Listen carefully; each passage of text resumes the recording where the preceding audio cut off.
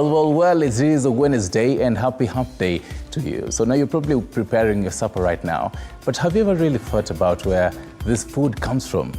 Tonight on our interview segment, we're going to be talking about indigenous foods and, in extension, indigenous seeds. What exactly does this mean for your plate and the national food basket? My name is Hibak Said. And I'm yours truly, Stanley Nyoringita, but fast to the highlights.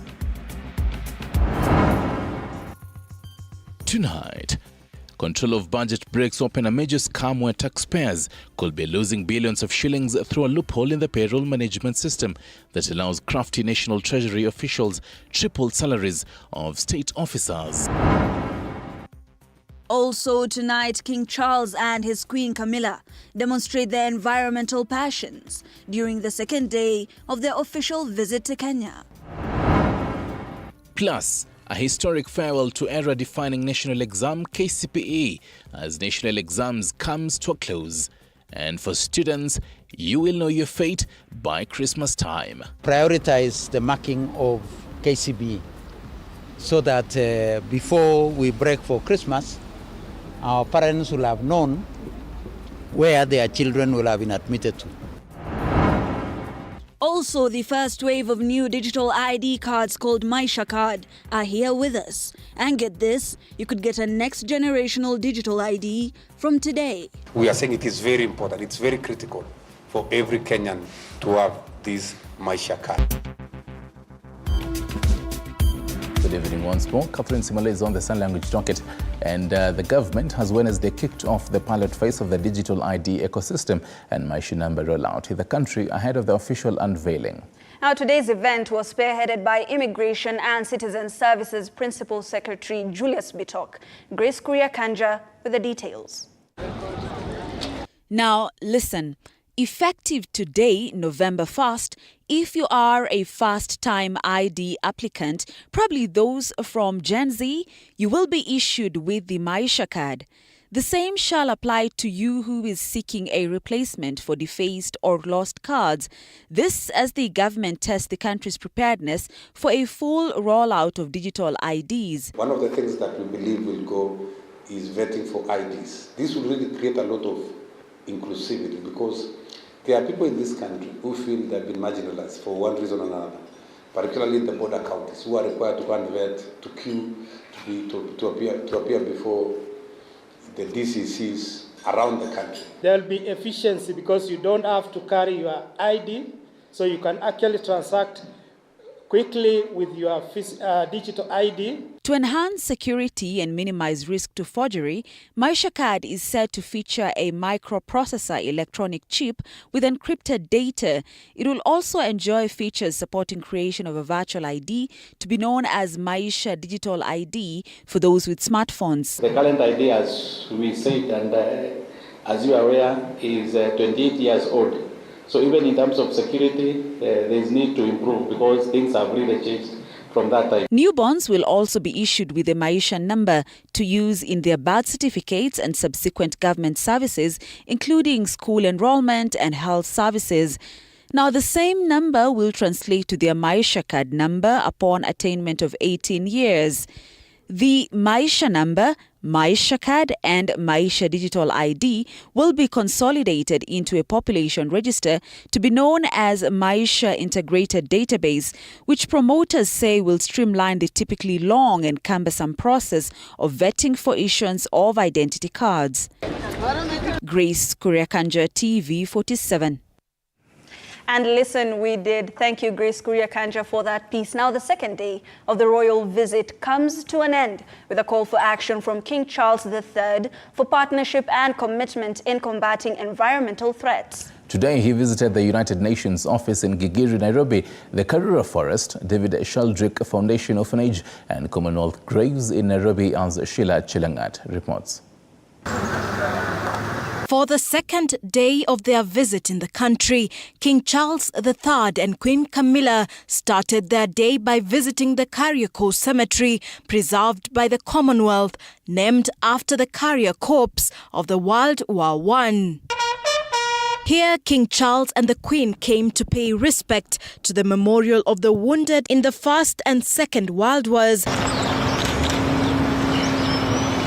And as a sign of their respect, King Charles, together with Queen Camilla, placed flower wreaths on these graves.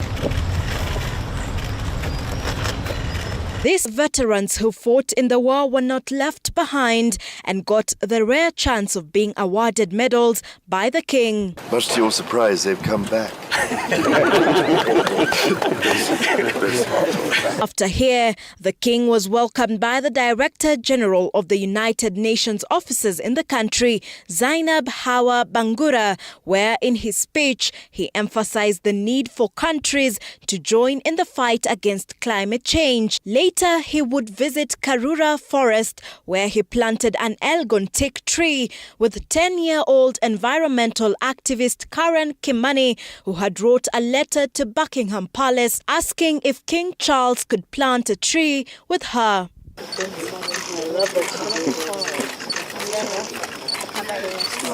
King Charles also partnered with the world-famous marathoner Eliud Kipchoge to launch a 15-kilometer race dubbed Run for Nature. I am a lover of environment. I conserve environment. I have a foundation called Eliud Kipchoge Foundation, which the key factor number one is conservation of environment, and that's why I'm here. Tomorrow, King Charles and Queen Camilla will be visiting Mombasa County. Sheila Chelangat for TV 47. Thank you, Sheila, for that. Now listen to this story. Taxpayers could be losing billions of shillings through a shield scheme that is actually actualized through the budget-making process, simply budgeting for corruption. Now, the controller of the budget lifting the lid of yet another among the many ways tax collected from Kenyans is siphoned away by corrupt government individuals through the payroll management system, where the National Treasury triples salaries of state officers. Moige William with the details. Now, to break this down, the Controller of Budget, Margaret Nyakango, reveals that the National Treasury tripled her annual salary, which is drawn from the Consolidated Fund Services. This being allocated under this financial year 2023-2024. This bringing to the latest revelation of how tax money is stolen by corrupt individuals.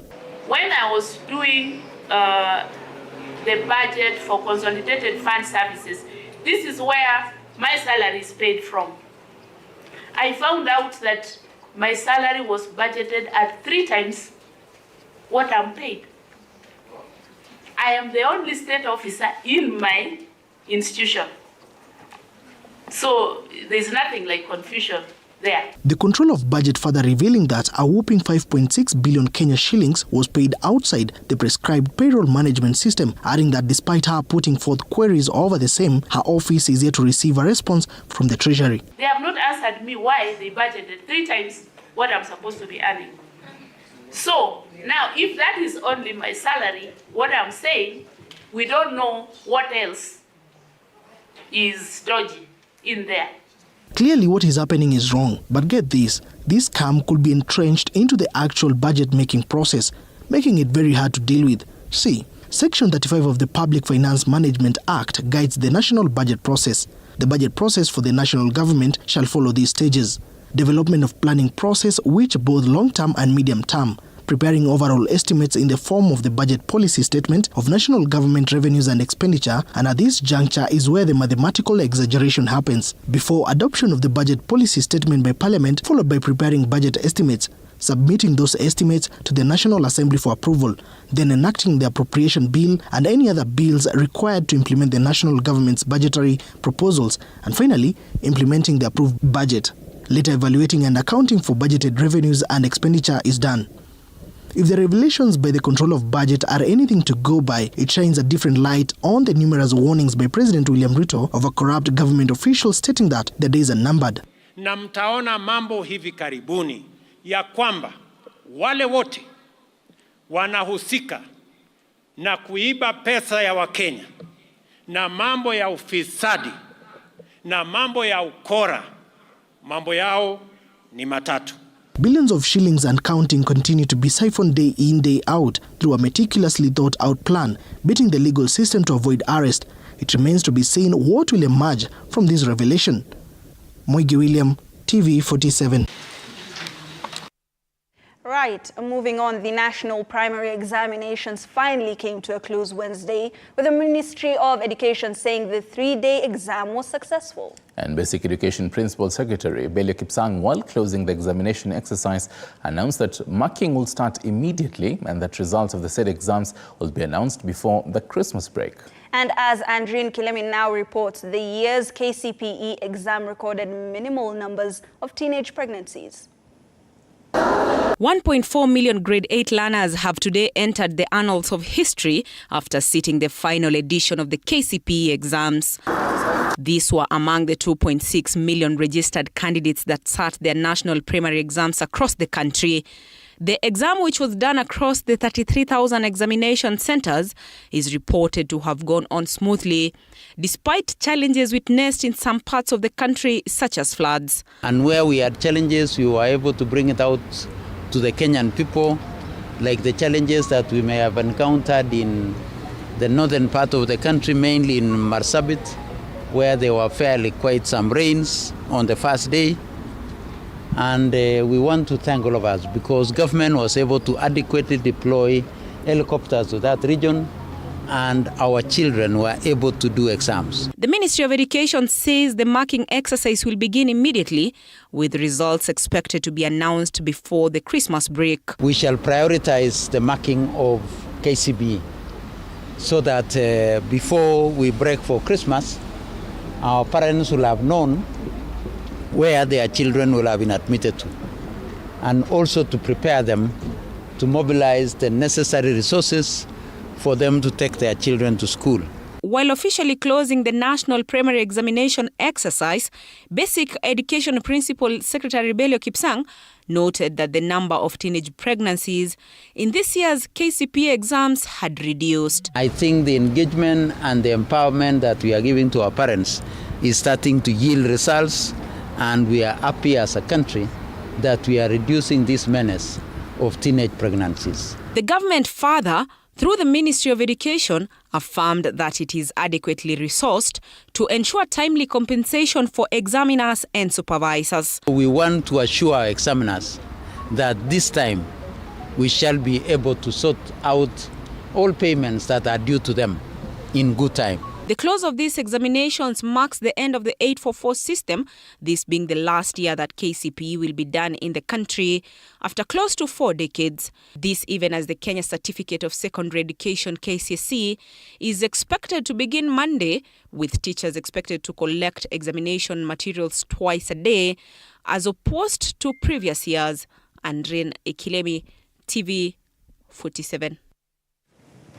Right, Hibak, it's about 54 days to Christmas. There are two things that will happen on Christmas Day. Either you're eating the mbuzi while crying or laughing.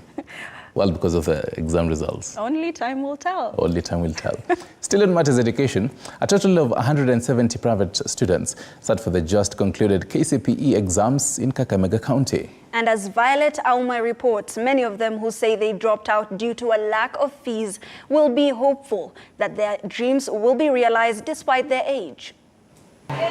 In Mumias Muslim Primary School, these 22 were among 1.4 KCPE candidates this year. 32-year-old Nuru Okanga, who dropped out in Class 3 in 2007, is among the private students who sat for the exam. Mheshimiwa Jakoya alikuwa ameniandikia mwalimu kule Nairobi na mwalimu ambaye amehitimu. Kwa hivyo mimi niko sure ya kwamba hii mtihani hata kama sitafikisha ile marks ambayo watu wanatarajia, marks 250 kwangu iko sawa. So nikaona ya kwamba nirudi nifanye hii mtihani ya standard 8, nitafuti hizi karatasi kwa sababu MCA inahitajika tu kuwe na certificate ya standard 8. 2027 mimi niko tayari kufanyia watu wangu wa Kwarera Ward kazi. Nao ndio wamenisukuma nirudi shule. 45-year-old Pastor Frederick Mwanza is among those who sat for this year's KCPE exams, which marks at the end of the 844 curriculum. Mwanza, who dropped out of Standard 7 30 years ago, claims that he was stopped from preaching for lack of a Standard 8 certificate. Mimi nimekuwa mchungaji, lakini kuna wakati mmoja nilikuwa nimekaa kwenye madhabahu na tukaambiwa na wakubwa wetu ya kwamba hata kama we ni mchungaji una uwezo wa kuomba even the angels malaika watoke mbinguni washuke but you don't have any certificate, be ready to pack and go home. 47-year-old Bilha Malala has sat for KCPE together with her last-born. Nilikuwa na watoto. Kwa hivyo nilitaka watoto wangu wasome, wakishamaliza alafu pia mimi nisome. Kwa hivyo wakati walitangaza ya kwamba hii ni standard 8 ya mwisho, nikasema kama sitasoma saizi nitasoma lini. Kwa hivyo ikabidi nikae na mtoto wangu last born wangu kwa mtihani siku ya leo. The County Director Adult Education, Isaiah Nyamweno, says the enrollment this year has been low. We have low enrollment in the region. We could be having a number of youths who are dropouts. But we have the border economy in this region. We just taken most of the youths because there is a quick money in the border. So at the expenses of this program. All of these hoping to do well in this national exam, the historic KCPE that marks the end of 844 curriculum that has been in existence for 39 years. Natarajia kupata max 320. Alafu namtumainia Mungu nitapita mtihani na nitajiunga na kidato cha kwanza na nitafanya mtihani wangu wa KCSE. Mimi naomba hata niwe pilot. Natamani nipae huko kwa mawingu, niwe pilot wa rubani wa ndege. Mimi ninatarajia nipate not even hata nikigonga 400 ama nigonge 300 above 350. Reporting for TV47, I'm Violet Auma. Quite encouraging, and we wish them the very best come December. Yes. Oh, yes. And actually, speaking of learning, some history class just for you. George Moringa tells us. Kenya and the United Kingdom have also shared some frosty relations. Much of it based on the Mau Mau rebellion was a war in the British Kenya colony between 1920 and 1963 between the Kenya Land and Freedom Army KLFA, also known as the Mau Mau. And as the British authorities dominated by Kikuyu, Meru and Embu fighters, the KLFA also comprised of units of Kamba and Maasai who fought against the European colonists. Now, the British Army and the local Kenya regiment, that is British colonists, local auxiliary militia and pro-British Kikuyu, George Moringa takes a careful look at the rough patches in the long relationship between Kenya and the UK. The origin of the term Mau Mau is uncertain. However, it was informally christened Mzungu arudi Ulaya, Mwafrika apate uhuru. The armed rebellion of the Mau Mau was the culminating response to colonial rule. Although there had been previous instances of violent resistance to colonialism, the Mau Mau revolt was the most prolonged and violent anti-colonial warfare in the British Kenya colony. From the start, land was the primary British interest in Kenya, which had some of the richest agricultural soils in the world, mostly in districts where the elevation and climate make it possible for Europeans to reside permanently. Though declared a colony in 1920, the formal British colonial presence in Kenya began with the proclamation on July 1st, 1895, in which Kenya was claimed as a British protectorate. Here in Kenya, we can speak openly and say there is a lot of work that needs to be done. And the contestation is about our shared past. That is major. The British authorities suspended civil liberties in Kenya. Many Kikuyu were forced to move. According to British authorities, 80,000 were interned in squalid detention camps. It is estimated that between 160,000 and 320,000 were interned in detention camps, also known as concentration camps. Long after the struggle, 60 years on, I cannot hesitate but say that there are relics of neo-colonial relations between us and British, in practical terms and in attitudes. The capture of the rebel leader, Field Marshal Dedan Kimathi, on 21st October 1956 signaled the defeat of the Mau Mau and essentially ended the British military campaign. However, the rebellion survived until after Kenya's independence from Britain, driven mainly by the Meru units led by Field Marshal Musa Mwariama. General Baimungi, one of the last Mau Mau leaders, was killed shortly after Kenya attained self-rule. Fast forward to 2023, 60 years later, His Majesty King Charles III did not offer an apology as had been expected, but expressed deep regret. None of this can change the past, but by addressing our history with honesty and openness, we can perhaps demonstrate the strength of our friendship today. The British Army Training Unit in Kenya, BATUK, is also another thorny argument. On 3rd June 1964, Duncan Sunday's Secretary of State for Commonwealth Relations signed a post-independence defense agreement with the new Kenyan government. Among its other provisions, it specified that British troops could exercise in Kenya twice a year. There have been concerns from a section of Kenyans about the presence of BATUK. Their allegations against BATUK include ethical breaches related to misconduct such as corruption, fraud, discrimination, abuse of power, and other unethical behaviors. Furthermore, the victims claim human rights violations, including sexual harassment, mistreatment, torture, unlawful detention, killings, and other violations of internationally recognized human rights standards. During his 4-day official visit to Kenya, King Charles III is facing demands to address the legacy of 8 decades of British colonial rule, as well as concerns over foreign ownership of valuable farmland and that accountability for the actions of British soldiers stationed in Kenya have not been adequately acknowledged. George Maringa, TV47, Nairobi.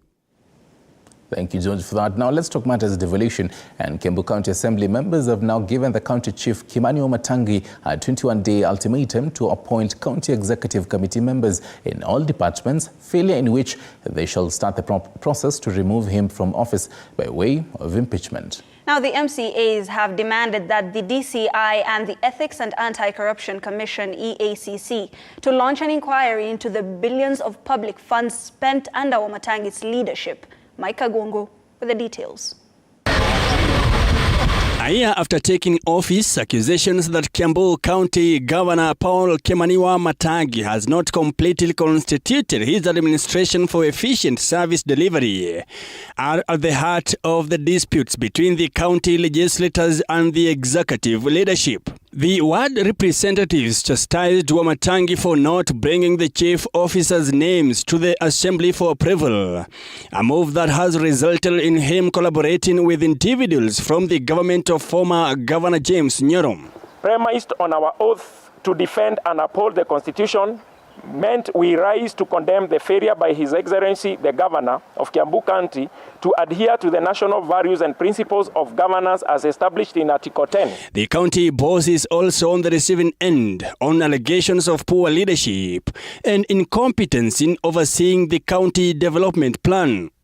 Speaking to press on Wednesday, members of County Assembly of Kiambu stated that the County Assembly will present a motion to remove the governor from office if he does not comply with their demands to set up his office appropriately. County Assembly will forthwith exercise its legal mandate to hold Governor Wamatangi to account and take such steps as necessary, including removing him from office by way of impeachment, to prevent further deterioration of Kiambu County state of affairs. According to the faction who claim to have enough numbers to impeach former Kiambu County Senator from topmost position in the county, they have tried as much as they can to convince Governor Wamatangi for inclusion in leadership, all without success, and are now left with no option but to hound him out of office. We've not been able to compose our boards, and our municipal managers are not, contracts have expired. So we are at the risk of losing 1.6 billion. We have issued our ultimatum to the governor that if he doesn't shape up within the next 21 days, we are going to proceed and file a notice of impeachment, a motion of impeachment to the County Assembly of Kiambu. At the same time, they have called upon Ethics and Anti-Corruption Commission together with the DCI to initiate an investigation over how billions of public funds have been spent under Wamatangi's leadership. This coming month, after Deputy President Rigathi Gachagua met Kiambu leaders to rescue Governor Kimani Wamatangi from an earlier attempt at impeachment, a move that may prove futile if the ward reps make true of their threats of 21 days ultimatum. Mike Kagwango, TV47, Nairobi. Thank you, Mike Gongo, for that report. Tonight, Azimio Coalition leader Raila Odinga, for the first time in public, visited State House during a state banquet to honor King Charles III and his wife, Queen Camilla, on Tuesday. Odinga's presence at State House, however, raised questions on whether there was more than meets the eye, given ongoing bipartisan talks at the Bomas of Kenya. This as Kenya Kwanza and Azimio rescheduled talks on the cost of living to Monday next week. The symbolic presence of Azimio leader Raila Odinga in State House on Tuesday, the first in public after the 2022 presidential poll, raised questions on whether it was just a state invite to honor the visiting King Charles III or a sign of white smoke in the ongoing bipartisan talks. I can tell you some of us are on a standing list because of the previous offices we held, right? That we would be invited in the event of an important state guest like His Majesty King Charles III. So it should not be seen beyond that. Though Odinga did not speak during the state banquet, his presence may have motivated President William Ruto to talk about kingpin politics, well aware there is no clear successor to Odinga in his Nyanza backyard, while on the other hand, Deputy President Rigathi Gachagua is also lobbying to become Mount Kenya kingpin. And there is a vicious contest for this kingpin position, which literally amounts to not so much. But this week, all contests about kingpins have been suspended because the king himself is in town. Odinga's close allies are quick to point out that nothing was discussed during the state banquet, and neither has Azimio dropped its guard on agitating for the reduction on the cost of living, which is seen as a deal breaker in the ongoing bipartisan talks. The talks were postponed to Monday next week after State Department for Housing officials failed to show up to justify the housing levy contained in the contentious Finance Act. By Thursday, we shall now review and consider as a committee all the proposals that will come to us from all the experts, and thereafter retreat to do the final report. And as His Excellency has said, on or before the 22nd, we expect to give the final report to the principals and also table our report before Parliament, both houses. Stark differences on how to reduce the cost of living became evident on Tuesday after Azimio and Kenya Kwanza differed on the issue on a day wastage in government and corruption were blamed for the current cost of living crisis. With Azimio and Kenya Kwanza yet to find consensus on the contentious issue of the cost of living, the opposition maintains its presence in State House on Tuesday was just an act of statesmanship. Apul Kamau, TV47 from the Bomas of Kenya.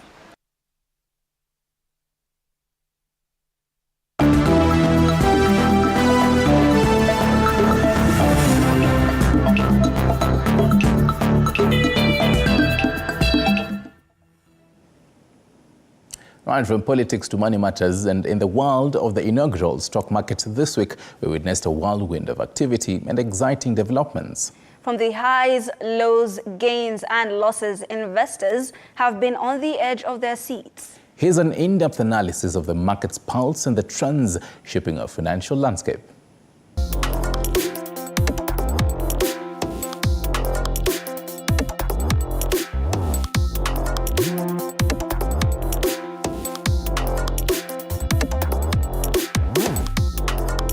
It was a rough week as the benchmark indices all closed in the red, led by Nairobi All-Share Index down 4.0% week over week on the slump on Safaricom. The Nairobi Securities Exchange 10, 20 and 25 retreated 2.6%, 1.9% and 2.4% week-over-week respectively. The telco-dominated trading activity at 75.9% of turnover, plummeting 9.4% week-over-week to 12.50 Kenya shillings. KCB shed 5.3% week-over-week to 18.85 Kenya shillings on bearish local sentiments. Positively, Equity Group closed in the green for the second consecutive week, up 2.0% week-over-week to a near one-month high of 38 Kenya shillings on foreign demand. Umeme was the best performer amongst top movers, leaping 13.3% week-over-week to a 4-month high of 14.50 Kenya shillings on bullish foreign sentiments. Nation Media Group issued a profit warning. Kabasi's fiscal year 2023 profit after tax climbed 15.3% year-on-year, and a dividend of 1.70 Kenya shillings was announced. The average traded volumes contracted by 24.67% to 13.63 billion Kenya shillings compared to the previous week's 18.09 billion Kenya shillings. Overall year-on-year inflation rate as measured by the Consumer Price Index was 6.9% in October 2023 from 6.8% in September, an increase of 0.1%. The rise in annual inflation was mainly due to the Transport Index increasing by 13.6% and some key food items. The key things has been food as well as energy. Those have been a key driver over the last 1, maybe 2 years. And so we are coming from a high base, but at the moment the inflation rate is actually within the central bank target. The central bank normally has a limit of about 2.5% above 5% or 2.5% below 5%. So we are currently within the central bank target. Natasha Wairimu, TV47, Nairobi. Now, inflation in the last month had risen to 6.9%, up 1%, up 90 basis points, from the month before. This has been driven up by an increase in cost of a number of basic commodities, forcing Kenyans to dig deeper into their pockets to make ends meet. Food and non-alcoholic beverages index increased by 7.8% in the last 12 months, while transport increased by 13.6% in the last 12 months. Housing, water, electricity, gas, and other falls were not left behind, increasing by 7.8% in the last 12 months. On the other hand, furnishings, household equipment, and routine household maintenance index increased by 3.6% in the same period. For consumed goods prices, in the last month, maize flour prices went down by 3.2%, a welcome relief to many Kenyans in the country.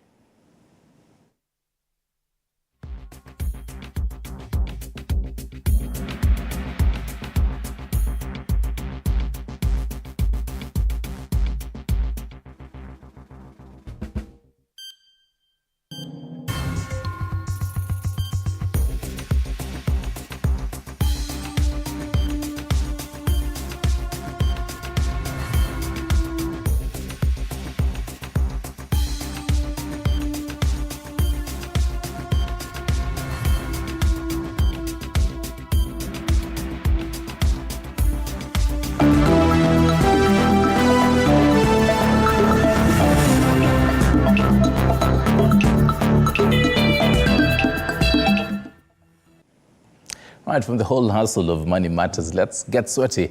And starting off with the game of kings and queens, the Kenya Golf Union released the 2024 Kenya Amateur Golf Championship calendar with an additional event and a change in the ranking points system. 27 events have been lined up for the next year as the Kenya Amateur Golf Series enters the second year with prize money for the amateurs as per the rules of golf. The series offers a platform for ranking amateurs both locally and for World Amateur Golf Ranking. Kenya Golf Union Chairman Mr. Philip Ochola stated that the 2023 season had been prosperous, adding that they're proud as a union to have their golfers earn a living out of playing golf, and they do hope that in future there will be more collaborations with sponsors to increase the purse and make the series even more attractive.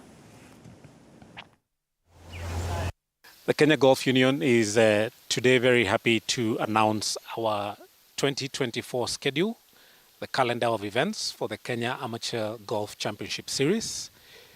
In the coming year, we anticipate to have a total of 27 events which is an increase by at least one event that we are adding starting 2024.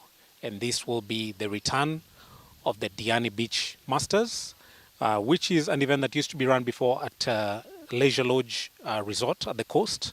And we look forward to having that event back in the KAGC series in 2024. 2023 has been quite a success. Now from the golf course to the football pitch, where Rooney Onyango scored the winning goal as Gor Mahia registered a 1-0 win against newly promoted side Shabana. IGN, the FKF Premier League match, played at the Moi Sports Centre, Kasarani. Gor Mahia dominated the match, taking despite missing goal-scoring chances, and they had to wait until 83rd minute to score the 3 points grabbing goal. Meanwhile, Bandari defeated Kenya Police 3-2. Sofapaka stand Bankers KCB 3-0, while FC Leopards registered a barren draw against Kariobangi Sharks. Imekuwa ni game nzuri ya kuona, na ukiangalia vile Gor walikuwa wanacheza, tulikuwa tunajua vile wanacheza, na tactically wachezaji wangu pia walicheza vizuri. Hadi refa alipoanza kuflash yellow cards, hapo ndio tulianza kuona intention yake ilikuwa nzuri, but baadaye unaona baada ya red card ndio wamepata mwanya ya kufunga. Really pleased. The game was largely as we expected it to be. We know Shabana, they're really well drilled out of possession. You know, we saw them here against Tusker, and they're pressing and they're covering and they're low block to hit on the counter-attacks really good. Yes, they had a bad result at the weekend, but that wasn't a picture of who they were. That was a bad day for them, but this season they've been super competitive, and all of their games have been a single goal either way or a draw. So we knew that it would be one of those long afternoons, and that our players might get quite frustrated, because when there's no space, when they're in that low block, when they park the bus and play on the counter-attack, those technical players can find it more difficult. They've got to drop deeper to get the ball. And at half-time, we were having a lot of possession, but we said to the guys, less touches, okay? First half, it was 3, 4, 5 touches. Right, and that definitely does it for the whole sports and general news. I see you're learning something on matters sports. I'm really trying. From the wonderful world of business to the wonderful world of sports. Oh yes, oh yes. But then, even away from the whole matters fields, remember, if you're preparing supper right now and you're curious about the whole indigenous foods, have you ever really thought about where this food comes from? Because this particular evening we'll be having that discussion. Indigenous foods for food security in the country is the topic we're going to be having on the marketplace. We have Dr. Njoki Mitugo, who is the CEO of AIFS. We're going to be dealing with that in a few, but first, let's go for a very short break. Oh yes, and even as we're taking this particular short break, Catherine Simaloi has been on the sign language interpretation. I'm yours truly, Stanley Nyarungita. See you tomorrow 6 a.m. from some fresh coffee and some breakfast. Goodbye.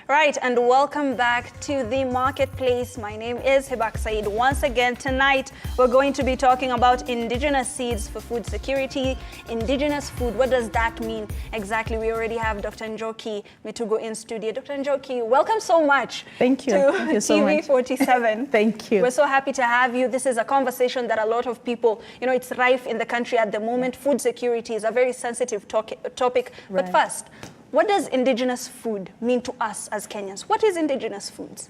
Oh, actually, indigenous food is who we are, because culture is tied with a lot of things. It's tied with food, it's tied with our names, it's tied with where we are and what we are disposed to or disposed of. We are who we are. We are what we eat. We are what we are exposed to. And we are actually who and where we are coming from. Right. Yes. So when you talk about indigenous foods, we're actually talking about us as Africans. Us as Africans. And Yes. of course, it's a part of our heritage as well. Exactly. What we eat is who we are. Do you feel that indigenous foods are compromised at the moment when it comes to matters policy? Let me say something that may actually amaze you, but it's something that we know and we know that over 99%, I don't want to say 100%, let me just say over 99% of our vegetables are classified as weed. Right. Yes, but they are actually our indigenous vegetables. And this is a food that we usually It's a food that we ate when we were growing up. Look at me. And growing up in the village, right. At my age, we consumed these vegetables. They were part of our food, of the kitchen menu. Right. Then along the way, they were classified as weed. And there's somebody somewhere formulating chemicals to get rid of our vegetables. And we are really importing exotic vegetables that are not tied to our DNA, because whoever created the earth or the universe knew why he put us where we are, and the vegetation that is where we are, and every other community in the world. Yeah. So I find it strange that we destroy what is ours, and we import what is not ours, and we promote it. Right, and the question is, who have we become? Exactly. Dr. Njoki, about a third of the gross domestic product is made up from agriculture and, in extension, some of the produce that we have and that we sell. Yeah. And a lot of smallholder farmers are using these indigenous seeds to make a living or to etch a living. Yeah. And of course, there is the Seed and Plant Varieties Act that goes to, try to limit the seeds that smallholder farmers are using. What exactly is your opinion on that? Oh. What can I say? Because I find it very strange. Right. Because the people who are formulating these policies, they are us. They know where we are. They know who we are. They grew up in that system, right, where the sharing of indigenous seeds was open. And we even have sayings attached to our different communities that talk about the sharing of seeds. Then all of a sudden, we are actually getting rid of what is doing well as per our area, and importing and introducing which is not surviving because of where we are. Yeah, so I find that policy kind of confusing. Let me just use that word, confusing, and strange, and questionable. Yes. And Dr. Njoki, this comes at a time when the government is really pushing for food security. And already we have some clips from Kakamega where farmers and other such associated stakeholders are talking about this. If you could just have that clip running. Ni kujaribu kuonyesha ama kudemonstrate the way tunatiritiwa wakati tunasikia wabunge wamekaa chini na kupitisha sheria, nikipatikana, nikishare ama kubadilisha ama kuuza mbegu yangu ya kiasili ni hatia na ninaweza fungwa. So can you imagine, like, this is a small scale farmer, they have to look for around 75,000 Kenyan shillings to go through the process of certification. And then you're talking about a managu seed that has been with us for years, and you're calling it your own seed. You're saying that you have gone through the process of registering, so we cannot like call it our seed. And we are talking about indigenous seeds that are very resilient, that are acclimatized to local conditions and local climatical conditions. So this is the one weapon that our farmers can use to fight climate change and to fight water scarcity. Right, and I'm seeing Dr. Njoki really agreeing with what is being said. Yes. You know, these are biological resources that a Yes. lot of Kenyan farmers have had, and then all of a sudden they have to sign up, get certification to use the seeds that they were always using and they have been using. They can no longer exchange it. What does this mean for the local farmer? My question I will ask here is that our policymakers, who do they represent? Mm-hmm. Because if they're coming from our homes, then they should be representing us. They should be hearing our voices. They should be aware of the situation, so that any policy that they are passing concerning food ties with supporting us, supporting the farmers, building the household economy. But if you pass a policy that has no meaning to building the economy of the household, that is the lowest. Right. Then I wonder who you're representing. I'm sorry, but that's my stand. And, right. Yeah, and that's how I see it. Yeah. And Dr. Njoki, you have mentioned that around 80% of the vegetables, the traditional vegetables that a lot of Kenyans consume, are classified as weeds. Yes. In studio, I think we have some of the traditional vegetables. If you could just tell us, what do we have here today? Here, actually, according to policy, according to science, these are actually weed. Mm-hmm. And there's somebody formulating chemicals to destroy this. Right. But if you look at them, these are vegetables. Right. Yes, these are vegetables. Having different names from different communities, I like using our traditional names. I like using our native names because a name has a meaning, it's an identity, it is an ownership. So when we change the names of our food, then it means that food belongs to somebody else and they can do whatever they want with our food. And that is why they were able to classify it as weed. Right. This is, somebody decided this is, what do you call it? The waddling Jew, Mokegeria in my mother tongue. Right. This is Mongei in my mother tongue. Right. This one is highly nutritious. Right. It's able to treat any chest and throat infections. It is high in iron, zinc, and magnesium. Same with this. This is dandelion, and there's somebody who is doing a research. I don't want to talk about it here. Right. Because they're saying dandelion has a capacity to treat some of the cancers, and especially leukemia and other related cancers. Which would be an advancement in health. Yep. This here is, I like calling it the African blue pill, and I love it because it enhances the male stamina. You've had our men always dying after taking some blue pill. Right.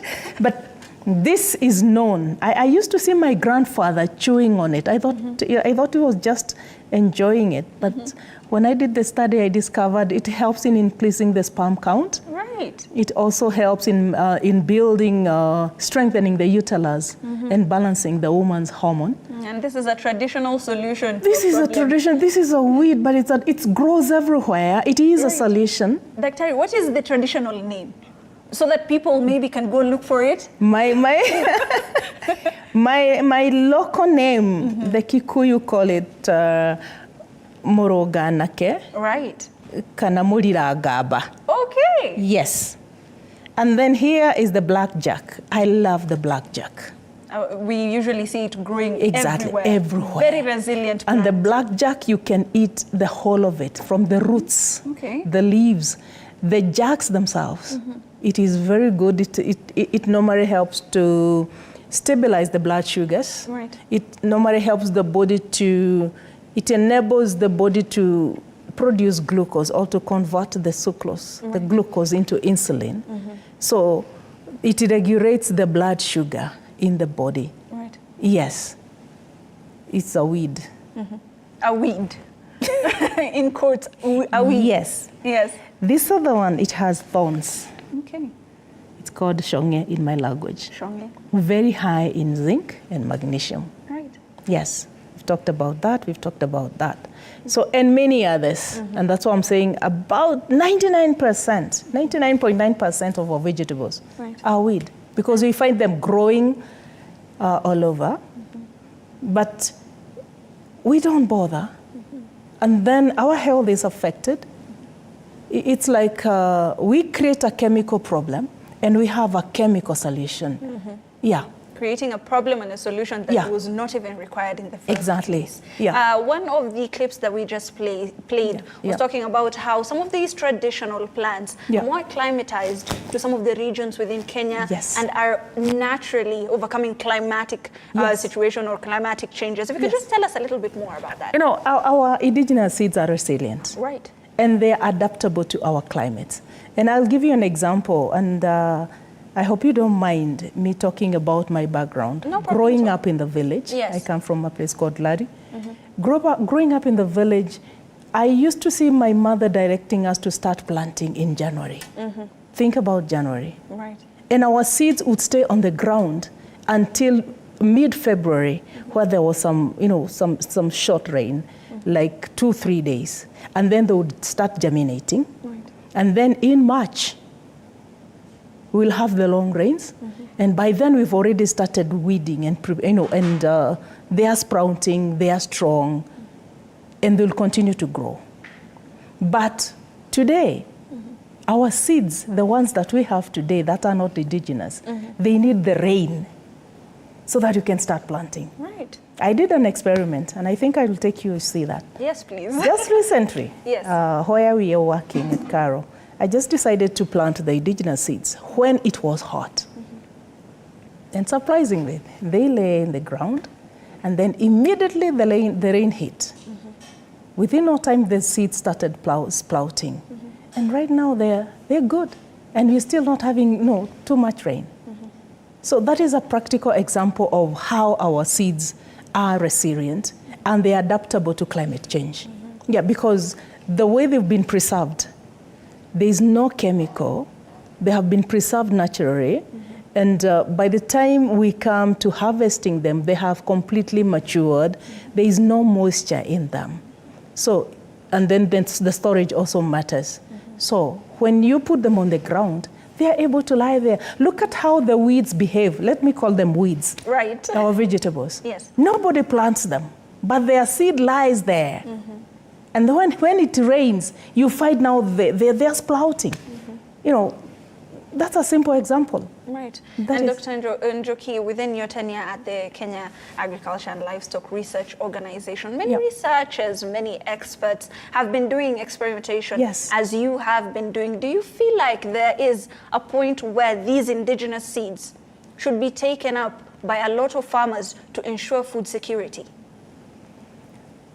The only way to solve the food insecurity in our country and in Africa is adapting or going back to our indigenous seeds. And also going back to our systems. Right. I'm not saying that we start living in mud houses, but I'm talking about applying technology to the indigenous knowledge. Right. Let me give you a simple example of something called a granary. A granary is the center of an African home.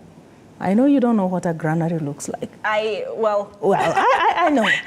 But the African home was described as per the size of the granary. Right. Because the granary ensures there is food in that family. There is food in that home. Right now we are having post-harvest losses mounting to over 60%. Go to our markets, you'll find rotting fruits, rotting vegetables, everything rotting.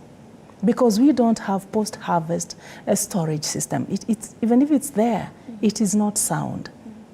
And for me, I say the storage system should start in the home. The home should be able to preserve its food until the next harvest season. Yes. And of course. When we are talking about indigenous knowledge, people assume that we want them to go back to maybe walking on foot, using the djembe like Mr. Joroge, the one we saw in our primary school books. Right. But we have the modern technology, which we can apply to our indigenous knowledge for a food secure country. It's doable. And then we do away with these policies that are barring us from, sharing our indigenous seeds. Right. Why should we not share what is working for us? Right. Yeah, and then adapt that which is not working for us. Are we okay?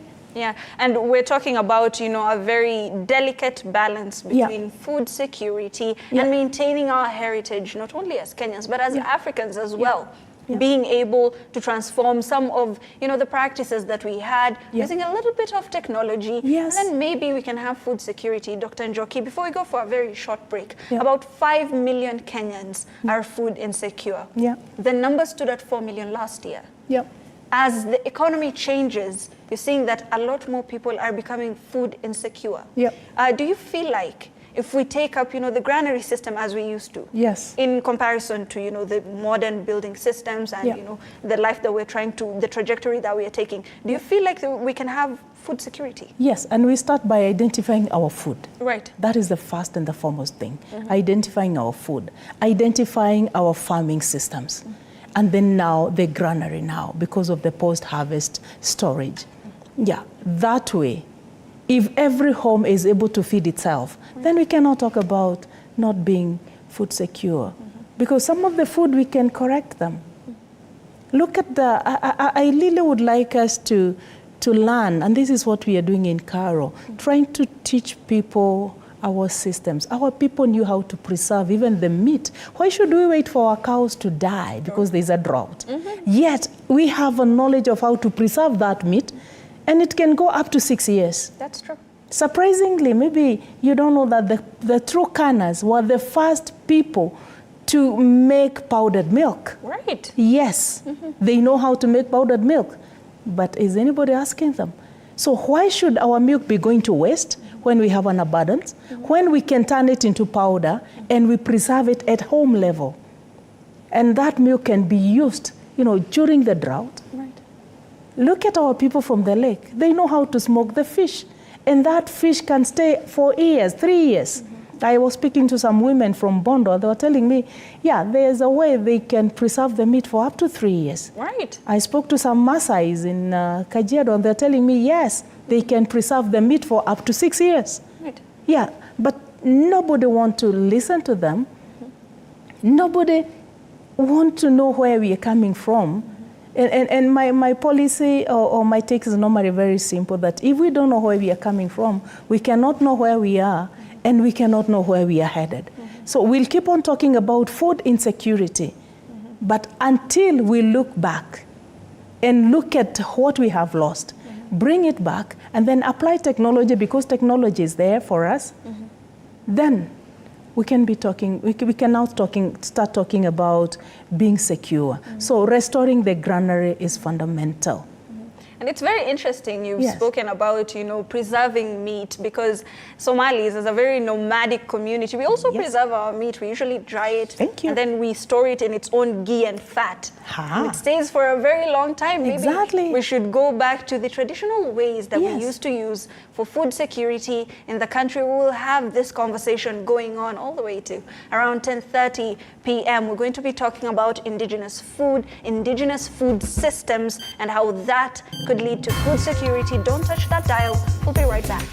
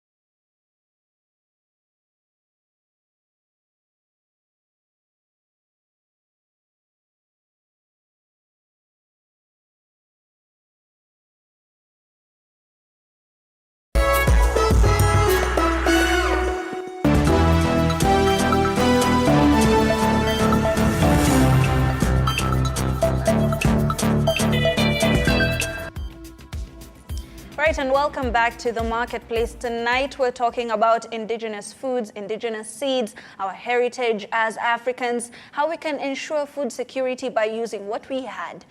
Dr. Njoki, before we went for a very short break, we were looking at how food insecure a lot of Kenyans are. Yes. And now we must ask ourselves, how did we get here? Yeah. From being proud Africans who made their own food. Yes. How did we get here exactly?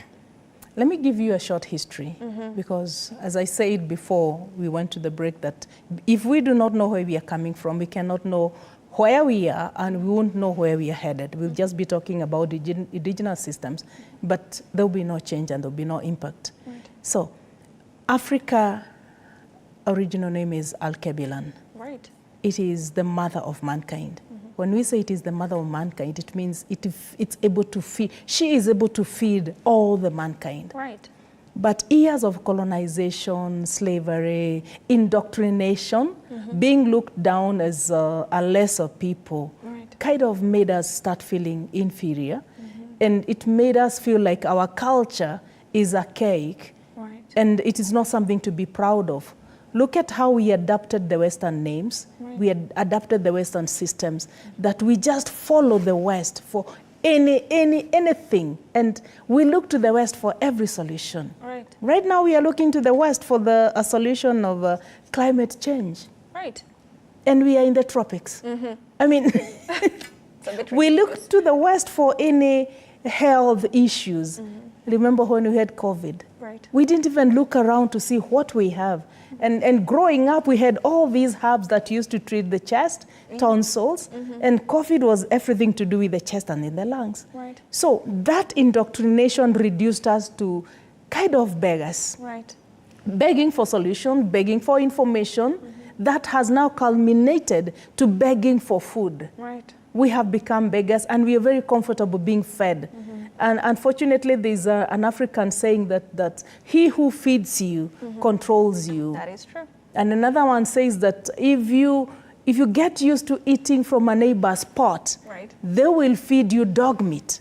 Right. Yes. That is a very good saying. But it is our African saying. Right. So we have been eating from the West all along. We go to them for medicine. We go to them for every small information.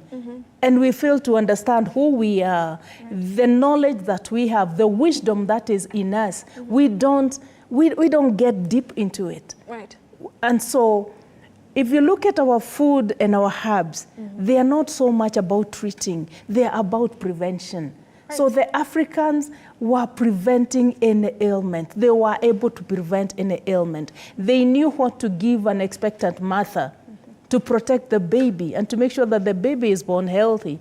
And they knew how to give the young people who have gone through circumcision, because there is the loss of blood. So how do they replace the blood? The African had that knowledge. They knew how to feed an old man. Right. That is why our old men were dying at 100 years with no dementia. Yeah. My grandfather, by the time he was dying over 100 years, he knew everything. His mind was sharp. Right. So what we imported started destroying us. So it's a high time we start looking and accepting who we are. Right. Start by accepting our names.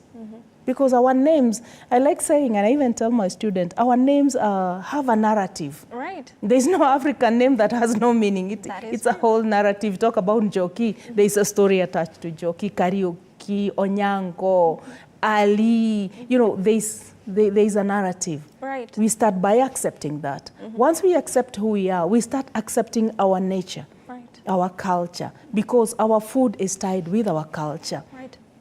It's a matter of knowing yourself, and an interesting fact that a lot of viewers may not know is that as Somalis, we inherit our father's names. Yes. So Hibak is the daughter of Said, Mohammed, Kulmiye, and then we can trace that all the way back to the original ancestor. Yes. So everyone knows. So when you are introducing yourself maybe to other people, you say, I'm the daughter of so-so-so from this tribe, and then that's how we have our community, and that's how we help each other. And we were just talking about the Seed and Plant Varieties Act that is coming to effect, that is being actioned, and the various effects that it could have to a lot of Kenyans. Traditionally, A lot of people used to exchange seeds. Yes. They used to barter trade. Yes. What exactly is this act going to do to that? I start by saying one of the proverbs in our people is that you do not sell seed. Right. You share seed. Right. Because if you give me seed, it means I'll not beg. I'll not beg for food. I'll be able to grow my own food. I will be able to propagate my own seeds, and then I'll be self-sufficient. I don't want to apologize to say that some of the policies that are being drafted and passed allowed food, they are not to build us. They are actually to continue making us poor, making us depend maybe on the government or on somebody that we do not know. So that policy, I think it needs a serious public participation. Yes. Serious public participation. Let the people come out, let them say, because in Kenya, that's how we pass our policies. Right. We need to have some public participation. Let the people speak out. Let the people decide. Let people, at least for once, let the people make a decision that is beneficial to them.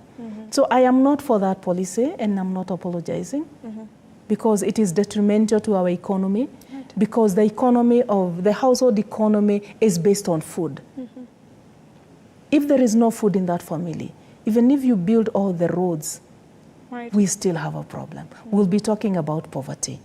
But if we can be able to have households that are food sufficient, then we can talk about development. We can talk about economic growth. And I think this is what this government was about when we were talking about bottoms up. Right. Bottoms up starts with food. That's true. Bottom up does not start with us giving relief food. No, it starts by helping and supporting the families to be food sufficient. Right. Yes, so sharing of indigenous seeds. Can we think again? Can we think again? Can we talk to the people? Can we let them make a decision? Because why should you control what I grow for my food? Because before we think about the stomach, we should be thinking about food in the family. And that's something else I would like to mention, that when we talk about agribusiness, people think about just money, making money. But we don't think about supplying, supplying ourselves with enough food to carry us to the next season. That's why you find, like in my home, you find somebody just planting cabbages in a whole 5 acres, or potatoes, and then takes everything to the market, and then goes to the market to buy food. To buy food. So I've been asking people, what is the definition of food? Right. Because whatever you're growing, this is your land, but whatever you're growing, you're not eating.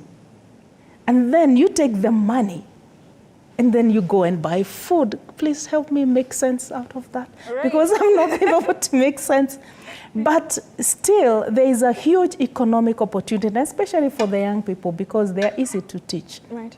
With our indigenous foods, our indigenous vegetables. The West is crying with obesity. That's true. Yeah, and lifestyle diseases. And we have the solution. So if we kill what we have, it means the whole world will die. Right, and Dr. Njoki, of course, we were talking about the average age of a farmer, unless it has changed, being around 61 years. There are these, young entrepreneurs, young farmers coming into the market. They're taking up, modern ways of farming. They're not taking up what, their forefathers and their fathers have been using. To these youth, what would you tell them? I don't know why we assume that modern way of farming is chemical use. Right. That is, to me, that is not a modern way of farming. That is, allow me to use that word, it's a murderer's way of farming. All right. Because when you apply chemical to your food, you're killing the soil, you're polluting the air, and you're poisoning your food. Right. So when you talk about modern method, I would rather we talk about technology, equipment, farm equipment. Yeah, that makes the work easier. Yeah, we use jembes. Right. Can we have something that maybe makes it easier? Makes it easier. To me, that is what I would look at. And then instead of using chemicals, can we have a modern way of producing any organic, bioorganic that we need to use. We have the organic fertilizer, we have the organic foliar feed. Yeah, so that we don't kill the other vegetations, we don't pollute the air, we don't kill our soil, and we don't kill ourselves.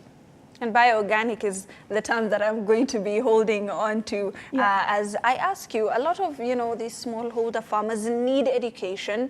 They need to be told what exactly they should do. They need to be trained on this. There is going to be an expo. If you can just tell us about the Indigenous Seed Expo. Yeah, for the first time in Africa, we are organizing the first African Indigenous Foods and Food Systems Expo. Right. When I say we, I'm talking about African Indigenous Foods and Food System Initiative, working in partnership with the Kenya Agriculture and Livestock Research Organization. We have been working together. Caro, we know Caro is the custodian of all the seeds. Right. Yeah, so Caro has a seed bank. They have a gene bank. They have seed biotechnology. So they have all the knowledge and information that's allowed seeds and seeds propagation. All right. So we'll be holding that expo in this month. Today is first. Yes, today's first. Yeah, today's Happy New Month. Somebody should give me a salary so that I can be remembering the date. Right. Yes. From 22nd of November, that's on a Wednesday, to 24th. Of November. It will be in Moguga, Karo Moguga. Right. Moguga is along the Nairobi-Nakuru highway. There's a small place called Zambezi. You branch, you go to the Karo Food Crops Research Center. It's a 3-day event. We are setting up a demo farm. And on this demo farm, we have been training, actually. Karo has been training students from different universities and schools. Right. But this one is specifically for indigenous seeds and food systems. We are setting it up. It will be a training center for people, farmers, scholars who want to learn. Even after the expo, they can always come and see. Right. We are setting up what we are calling a demo home, because we need to teach our people how to maximize on a small piece of land, because the people from Central always complain. Right. Hatuna mashamba. Yeah. Yes. But if you don't have shamba, doesn't mean that you have to go without food. Right. You can grow food in that small form. You can keep a few chicken so that you'll have your own manure. You can have your own goat so that you can supply yourself with milk. Yes. Yeah. So it means the homestead is actually taken care of. And then we'll have a conference. We have experts who are coming from all over. I'm happy to say that we are working with the African Union Directorate. Right. And they are mobilizing some African countries, and there are those who have responded. We'll have speakers from Zambia, we'll have speakers from Rwanda, there's a speaker from Ethiopia, and then the local experts, the researchers. Right. I think it's a time now that people start hearing researchers. People have been listening so much to the salesmen. Right. Yeah, it's a high time that people listen to researchers, because with the researcher, you're very sure that whatever information you're getting is authentic information. It has been tested, it is true, and it is recorded. And then we are setting up an expo village. An expo village is for anybody who would like to exhibit what they have. It doesn't have to be related with food. It could be equipment. It could be food. It could be a service. So you can contact us, book a space.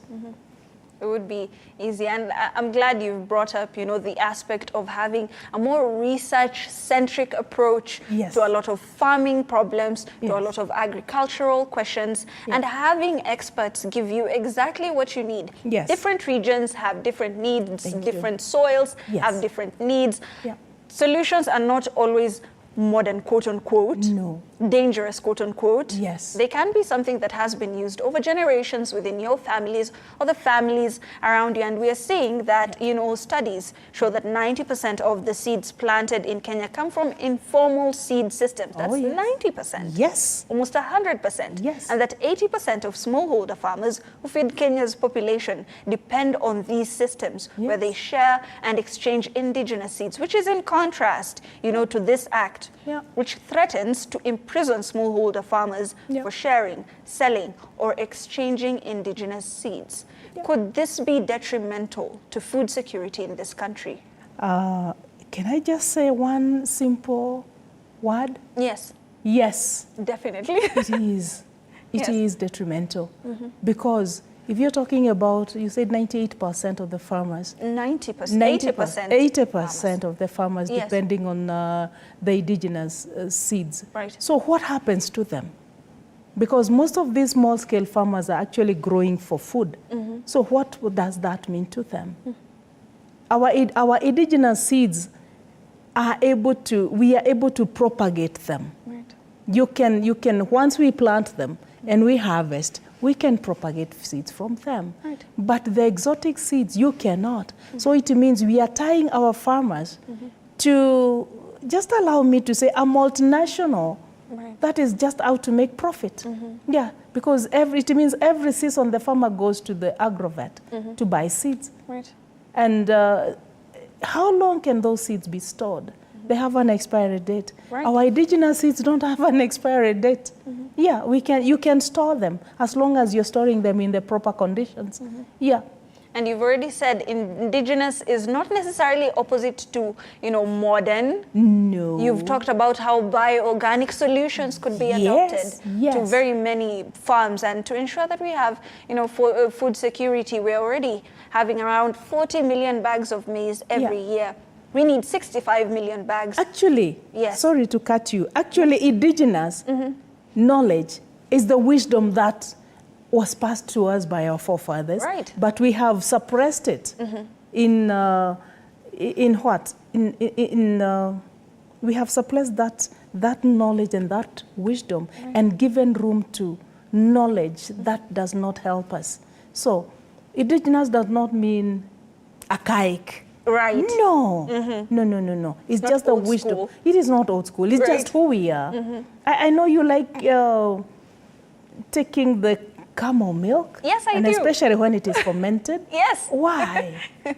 and some maybe you even like taking it the way I saw it, people doing it in Garissa, just straight from the camel. That's how we usually do it. It's really good for your gut health.